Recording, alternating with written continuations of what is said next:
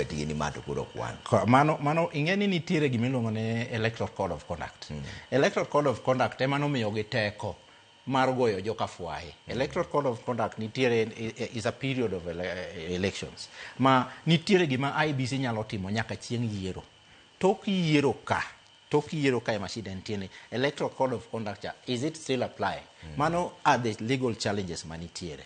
And mani kela wacho gimoro maber ma agombo ne nyikwara bugi ong'e kata Trevor Keen you have seen.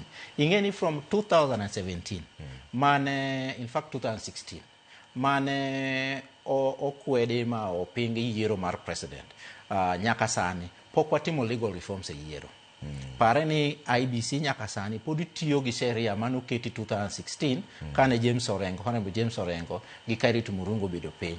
10 years after pok watimo any amendment, any review our electoral mana achiel kuom gik manonego bed timo. Mana achiel kuom gik monego timre. Mane momiyo anyisi ni yiero ok en mana IBC kende. Inyalo paro in the last electoral cycle, IBC to not submit their proposals on various areas mane gidwa ni mondo amendments otimre and reforms otimre, legal reforms otimre.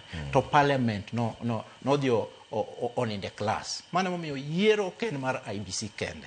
Ng'ato ka ng'ato nyaka penjre sani ni ito kama ibedi ofis ma intiere no ka in ng'ama loso sheria ang'o misetimo manyalo improve godo yiero marwa kapod nyaka sani 2016 nyaka sani pod watiyo mana gi sheria machon ka regulations machon ka. I wish ni chieng' moro i get time ing'e kata mana nitiere gimiluongo ni statutory reforms form 34As ka form 35Bs ka ing'iye kata mana ni mitiyo godo gin machon ma onego bed ni osebedo reviewed nikech inya paro Trevor in 2017 Supreme Court noketo recommendations kane gi wito yiero mar the former president Uhuru Kenyatta. Negi wito magi wacho ni magi yiero kuonde mwadwa ni mondo IBC olosi ka yiero dhi mbele ma ji nodhi for election machielo.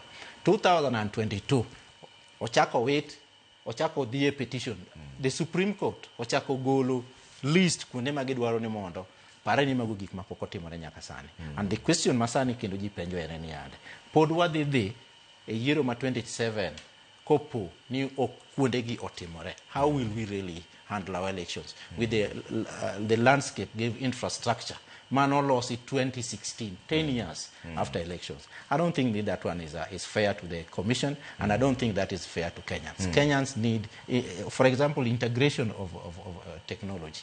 Iparo ni nyalo timore atima gi gik manotimore 2017 2022. No.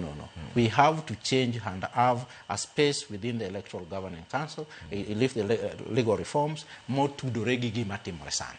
Yes. Gik madongo milero go nikech ilero gi maber ahinya. Yes.